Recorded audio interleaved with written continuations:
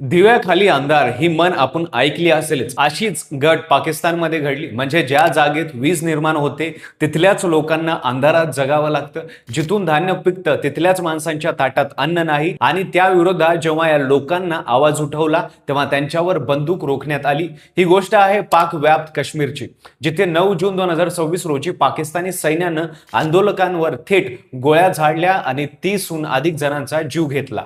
हे आंदोलन इतकं मोठं आहे की आता पीओके पाकिस्तान पासून वेगळं होणार का असा प्रश्न संपूर्ण जगाला पडलाय. तर नेमकं काय घडलं, कसं घडलं आणि आता आंदोलनाला काय वळण येणार, सविस्तर पाहू या व्हिडिओच्या माध्यमातून. नमस्कार, मी पंकज आणि तुम्ही पाहताय कसं काय. 8 महिन्यापूर्वी म्हणजे ऑक्टोबर 2025 मध्ये पीओके मध्ये मोठं आंदोलन झालं होतं.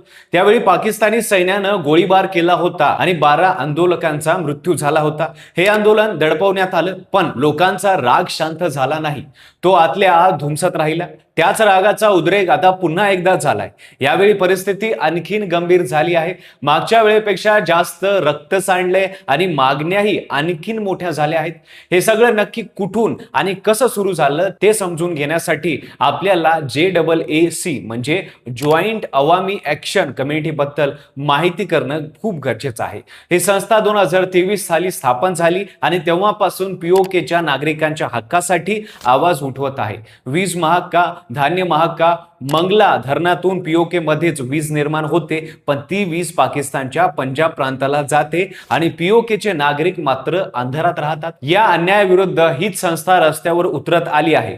मागच्या वर्षी सप्टेंबर 2025 मध्ये JAAC ने 28 मुद्द्यांच्या मागण्यांचा चार्टर जाहीर केला होता, ज्यामध्ये इलेक्ट्रिसिटी बिलात सूट, स्वस्त दरात धान्य, राज्यकर्त्यांच्या विशेष सुविधा रद्द करणे आणि सर्वात महत्त्वाचं म्हणजे विधानसभेतल्या 12 राखीव जागा रद्द करणे या मागण्यांचा समावेश होता. या 12 जागा पाकिस्तान सरकार स्वतःच्या माणसांसाठी नॉमिनेट करते. म्हणजे पीओकेची विधानसभा असली तरी त्याच्यावर पाकिस्तानचं नियंत्रण राहतं. JAACच्या मागणीनुसार पीओकेच्या सर्वोच्च न्यायालयाने निकाल दिला की या जागा घटनात्मक संरक्षणाखाली आहेत आणि दुरुस्तीशिवाय रद्द होणार नाही. हा निकाल JAAC ला मान्य नव्हता. पीओके मध्ये 27 जुलैला निवडणुका होणार असल्याने JAAC ने त्याआधी या जागा रद्द करण्याची मागणी कायम ठेवली. पाकिस्तान सरकारने या मागण्यांना उत्तर दिलं नाही. उलट 5 जून 2026 रोजी पाकिस्तान सरकारने JAAC ही संपूर्ण संस्था दहशतवादी विरुद्ध कायद्याखाली बेकायदेशीर घोषित करून टाकली. ते एवढ्यात थांबले नाही तर ते या संस्थेच्या नेत्यांना आणि कार्यकर्त्यांना रात्रीत घरातून उचलून अटक केली. संपूर्ण पीओके मध्ये इंटरनेट बंद केलं गेलं. माहिती बाहेर जाऊ नये म्हणून प्रत्येक शहरात मोबाईल नेटवर्क बंद करण्यात आलं. हे ऐकून लोकांचा संताप आणखी उफाळला. पण या सगळ्यात भडका तेव्हा उडाला जेव्हा शहजेब हबीब नावाच्या एका JAAC कार्यकर्त्याचा मृत्यू झाला. बंदीनंतर झालेल्या पहिल्या धरपकडीत शहजेब हबीबवर गोळी झाडण्यात आली आणि तो मरण पावला. त्याचा मृतदेह रुग्णालयाच्या मॉर्चरीत होता. 7 जून रोजी लोक त्याच्या अंत्ययात्रेसाठी जमू लागले. यात आंदोलन होते, नातेवाईक होते, सामान्य नागरिक होते आणि तिथे सगळ्यात मोठी घटना घडली. अंत्ययात्रेत जमलेल्या हजारो लोकांनी पाकिस्तानी सैन्याविरुद्ध घोषणाबाजी केली. पाकिस्तान सरकारचं म्हणणं आहे की आंदोलकांनी शॉटगन आणि इतर शस्त्रांनी सुरक्षा दलांवर हल्ला केला, पण स्थानिक नागरिक म्हणतात की सैन्याने विनाकारण गोळ्या झाडल्या. रावळकोटच्या रस्त्यांवर गोळ्यांचा पाऊस पडला. पीओकेची राजधानी मुझफ्फराबाद पासून जवळच आणि भारताच्या पुंछ पासून फक्त 40 किलोमीटर अंतरावर असलेल्या रावळकोट शहरात 9 जून रोजी 30हून अधिक जणांचा मृत्यू झाल्याचं सांगितलं जातंय. 200 पेक्षा जास्त आंदोलक जखमी झाले आहेत. आरोप असाही आहे की पाकिस्तानी सैन्य मृत्यूचा खरा आकडा लपवण्यासाठी जखमींना रुग्णालयातून उचलून घेऊन जात आहेत. पाकिस्तानच्या अधिकृत आकड्यानुसार 12 जण मारले गेले असून त्यात 8 आंदोलक आणि 4 सुरक्षा कर्मचाऱ्यांचा समावेश आहे.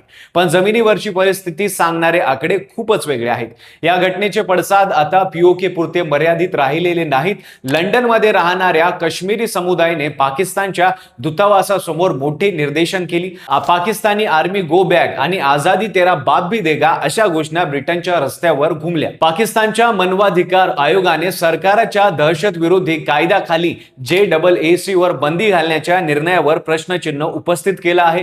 या हिंसाचारी चौकशी करण्यासाठी आयोगाने फॅक्ट सर्च पथक पाठवण्याची घोषणाही केली आहे। भारताच्या परराष्ट्र मंत्रालय प्रवक्ते रणधीर जयस्वाल यांनी पाकिस्तानवर पीओकेतले मानवाधिकार उल्लंघन लपवत असल्याचा आरोप केला। दरम्यान JAACच्या नेत्यांनी स्पष्ट केलं की ते माघार घेणार नाहीत आणि आंदोलन सुरूच राहील। हे आंदोलन फक्त 12 राखीव जागांचा मुद्दा नाही, पीओकेच्या जनतेनं दशकभर जे सहन केलं त्याचा हा उद्रेक आहे। बलोचिस्तान BLA पाकिस्तान सरकाराशी लढत आहे। खैबर पख्तूनख्वारमध्ये तहरीन तालिबान पाकिस्तानचा संघर्ष सुरू आहे आणि आता पीओके मध्येही हा आग भडकली आहे। पाकिस्तानी सैन्यांना एकाच वेळी 3 ठिकाणी लढावं लागते।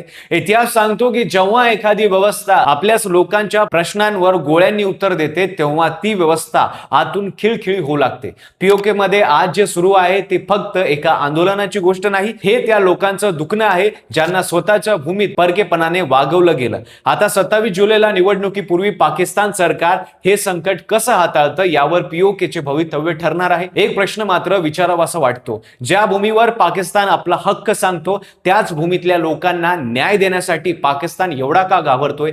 या आंदोलनामागे कोणाचे हात असतील का? या आंदोलनातून आझाद काश्मीर वेगळं होण्याची मागणी करेल का? तुम्हाला याबाबत काय वाटतं ते कमेंटमध्ये नक्की सांगा। व्हिडिओ आवडला असेल तर लाईक करा, चॅनलवर नवीन असाल तर चॅनलला सबस्क्राईब करायला विसरू नका आणि पाहत रहा फक्त कसं काय।